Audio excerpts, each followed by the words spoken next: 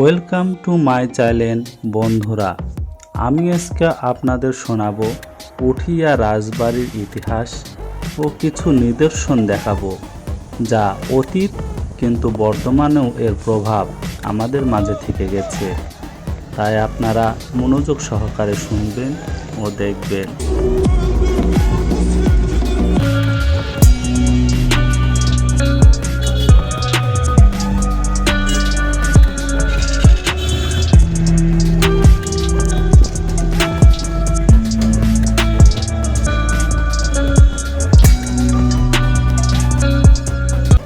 ঐতিহ্যের জীবন্ত দলিল পুঠিয়া রাজবাড়ি ও মন্দির কমপ্লেক্স। বাংলার বুকে লুকিয়ে আছে অসংখ্য ঐতিহাসিক নিদর্শন, যার মধ্যে রাজশাহীর পুঠিয়া রাজবাড়ি এবং এর চারপাশের মন্দির কমপ্লেক্স অন্যতম। এটি কেবল ইট পাথরের কোনো স্তম্ভ নয়, বরং বাংলার ইতিহাস, সংস্কৃতি এবং অসাধারণ টেরাকোটা শিল্পের এক জীবন্ত উপাখ্যান। পুঠিয়া রাজবাড়ি ইতিহাসের রাজকীয় সিংহাসন। রাজশাহী শহর থেকে মাত্র ৩২ কিলোমিটার পূর্বে পুঠিয়া উপজেলায় অবস্থিত এই রাজবাড়িটি সম্রাট মুঘল আকবরের আমলে পুঠিয়া রাজবংশের পতন ঘটেছিল। বর্তমান যে দ্বিতল রাজপ্রাসাদটি আমরা দেখতে পাই তা 1895 সালে মহারানী শরৎ সুন্দরী দেবীর স্মৃতি রক্ষার্থে ইন্দো-সারা সেনিক বা ইউরোপীয় স্থাপত্য শৈলীতে নির্মাণ করেছিলেন মহারানী হেমন্ত কুমারী দেবী। প্রাসাদের সামনে রয়েছে একটি বিশাল দিঘি, যার নাম শ্যামসাগর।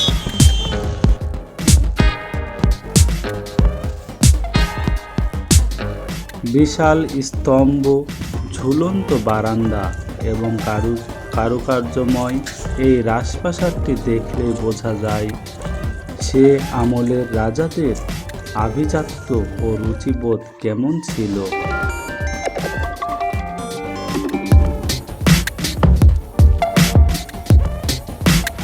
পুঠিয়াতে মন্দিরের জন্য বিখ্যাত এবং টেরাকোটার স্বর্গরাজ্য পুঠিয়ার আসল সৌন্দর্য লুকিয়ে আছে এর চারপাশের মন্দিরগুলোর মধ্যে।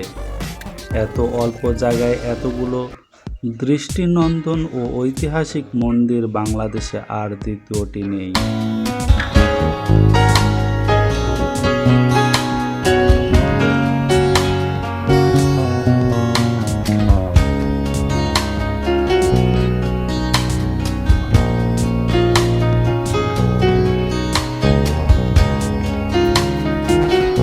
পঞ্চরত্ন গোবিন্দ মন্দির রাজবাড়ি প্রাঙ্গণের ভেতরে অবস্থিত এই মন্দিরটি পুঠিয়ার অন্যতম সেরা আকর্ষণ। বর্গাকার এই মন্দিরের কোণায় 4টি এবং মাঝে একটি, মোট 5টি চূড়া বা রত্ন রয়েছে। পুরো মন্দিরের দেয়ালে রামায়ণ, মহাভারত এবং রাধাকৃষ্ণের লীলার অসাধারণ সব কাহিনী টেরাকোটা বা পোড়ামাটির ফলক দিয়ে ফুটিয়ে তোলা হয়েছে।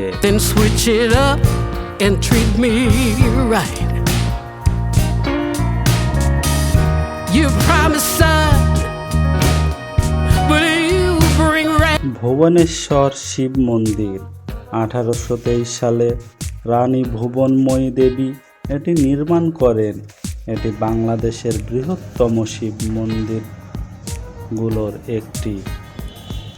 উঁচু একটি বেদির ওপর প্রতিষ্ঠিত এই মন্দিরের স্থাপত্য শৈলী চমৎকার এবং এর চূড়াটি অনেক দূর থেকে চোখে পড়ে। মন্দিরের ভেতরে একটি বিশাল কালো পাথরের শিবলিঙ্গ রয়েছে।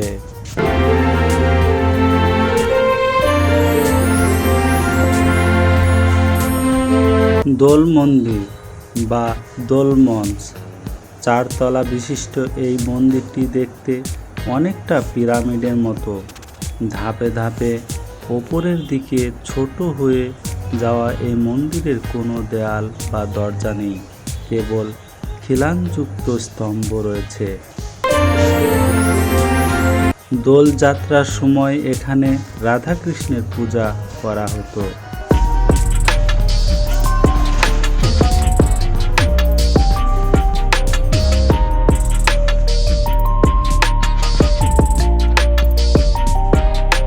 বড় আংশিক মন্দির গোবিন্দ মন্দিরের পাশেই অবস্থিত। এই মন্দিরটির ছাদ দোচালা, বাংলা ঘরানার।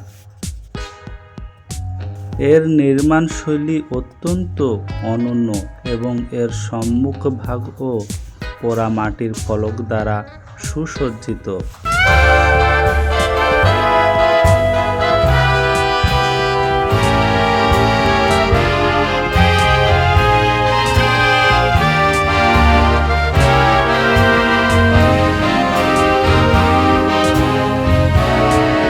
গোপাল মন্দির ও রথ মন্দির ছোট আকৃতির এই মন্দিরগুলো রাজবাড়ির আশেপাশে অবস্থিত, যা পুঠিয়ার ধর্মীয় ও সাংস্কৃতিক গুরুত্বকে আরও বাড়িয়ে দেয়। আকর্ষণীয় ভাবনা ও কিছু অনুভূতির কথা। সময়ের নদীতে এক টুকরো অতীত।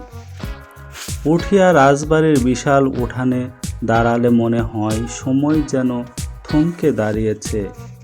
এখানকার প্রতিটি ভাঙ্গা দেয়াল, শ্যাওলা ধরা ইট আর জীর্ণ স্তম্ভগুলো ফিসফিস করে অতীতের গল্প শোনায়। যেখানে একসময় সানাইয়ের সুর বাজত, রাজকীয় কোলাহল ছিল, আজ সেখানে কেবল নীরবতার রাজত্ব।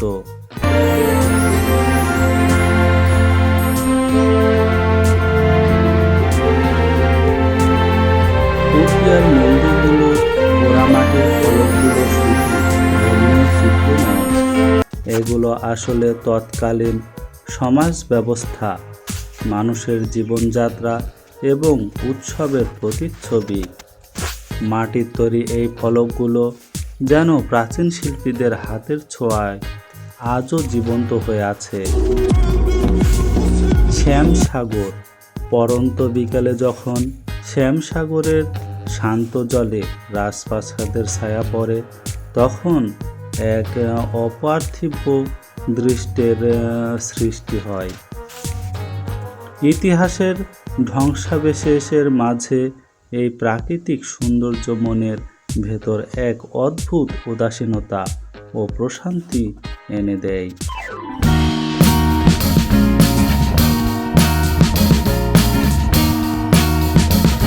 পুঠিয়া আমাদের মনে করিয়ে দেয় যে আমরা কতটা সমৃদ্ধ এবং সংস্কৃতির উত্তরাধিকারী।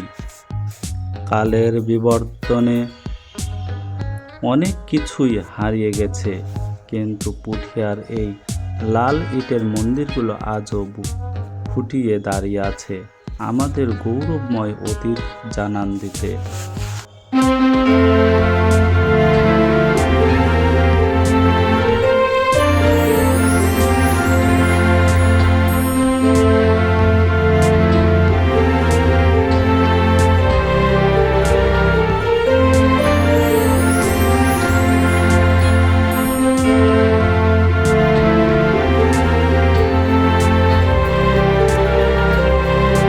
পুঠিয়া রাজবাড়ি এবং এর মন্দির কমপ্লেক্স কেবল একটি পর্যটন কেন্দ্র নয়, এটি বাংলার স্থাপত্য শৈলীর এক অনন্য সংগ্রহশালা।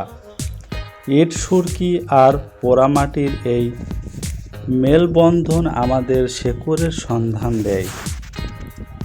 যান্ত্রিক জীবন থেকে মুক্তি পেতে এবং ইতিহাসের অতল গহ্বরে ডুব দিতে পুঠিয়ার জুড়ি মেলা ভার। আমাদের জাতীয় দায়িত্ব এই ঐতিহাসিক সম্পদকে সংরক্ষণ করা, যেন ভবিষ্যৎ প্রজন্ম এসে এই রাজকীয় রূপকথা নিজের চোখে দেখে যেতে পারে।